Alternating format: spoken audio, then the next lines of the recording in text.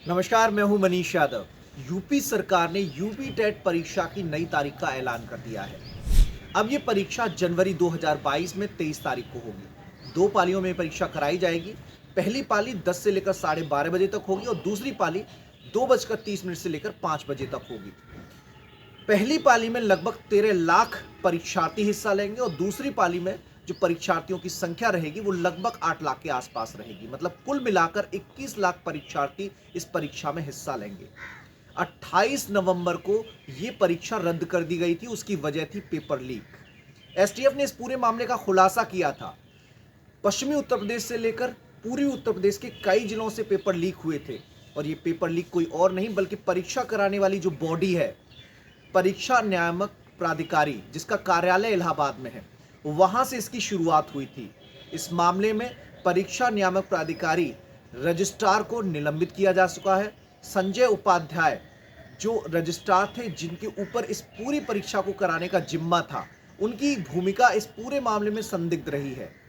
उन्होंने पेपर कराने की जो पूरा सिस्टम है, उस चेन में टेंडर देते समय गड़बड़ी की। एक ऐसी संस्था को पूरा ठेका दे दिया गया जो इस परीक्षा को कराने की पूरी जो पैरामीटर है उन्हें फॉलो नहीं करती थी। इस मामले में राय अनुप्रसाद, जो कि वो एजेंसी है जिसको काम दिया गया था, उसके मालिक को भी गिरफ्तार किया गया। इस मामले में अब तक 40 से ज़्यादा लोगों की गिरफ्तारियां हो चुकी हैं। अब ऐसे में जो नई तारीख का ऐलान हुआ है, राज्य सरकार ने इस बार किसी भी चूक से बचने के लिए रिस्क फैक्टर को कम कर दिया है। पिछली दफा लगभग 4000 के आसपास सेंटर बनाए गए थे, लेकिन इस बार कोशिश की गई है कि सेंटर पर परीक्षार्थियों की संख्या बढ़ा दी जाए। पहले जहां 300 परीक्षार्थी एक सेंटर पर मौजूद रहने थे, एक सेंटर पर उनको परीक्षा देनी थी, लेकिन इस बार यह संख्या 500 कर दी गई है। जिला मुख्यालयों से जो सेंटर की दूरी है वो कम करने की कोशिश की गई है ताकि कहीं भी कोई पेपर लीक जैसी गुंजाइश ना रहे। 70 किलोमीटर के दायरे में, जिला मुख्यालय के आसपास 70 किलोमीटर के दायरे में ये सेंटर रखे जाएंगे ताकि पेपर अगर सेंटर तक पहुंचे तो जो समय वहां तक लगे वो कम लगे, जिससे ये रिस्क कम हो जाए कि किसी सेंटर और जिला मुख्यालय से बीच में कहीं पेपर लीक हो सकता है। इस बार राज्य सरकार ने पूरे पैरामीटर को फॉलो किया है। पेपर सेट करने से लेकर पेपर कोषागार तक पहुंचने तक, कोषागार से परीक्षा जहां पर होनी है उन सेंटर्स तक पहुंचने तक, इस प्रणाली को बेहद दुरुस्त रखा गया है और जो गोपनीय तरीके से पूरी जो परीक्षा की प्रणाली होती है उस पर खासा फोकस किया है। एक चुनौती राज्य सरकार के सामने और है, चूंकि जनवरी में विधानसभा चुनाव भी प्रस्तावित हैं।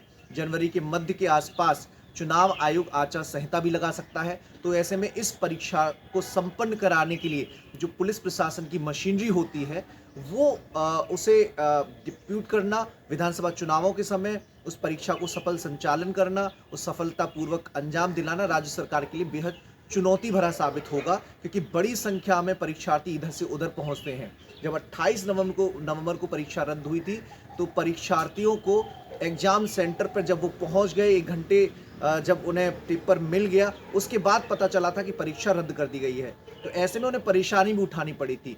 तो बहुत सारी चीज़ें ऐसी हैं जो राज्य सरकार को इस बार परीक्षा कराने से पहले देखनी है, उन्हें दुरुस्त करना है।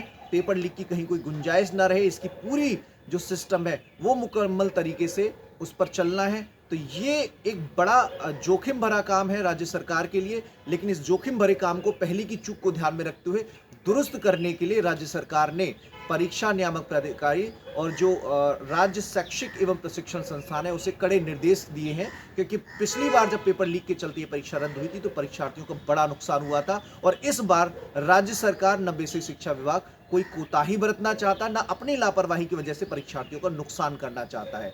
तो ये 23 जनवरी को राज्य सरकार इस परीक्षा को कराने जा रही है। 21 लाख अभ्यर्थी इसमें हिस्सा लेंगे और 2 पालियों में ये परीक्षा होने जा रही है और इस बार उन तमाम खामियों को दुरुस्त करने की कोशिश की जाएगी जो पहले की परीक्षा में देखने को मिली थी।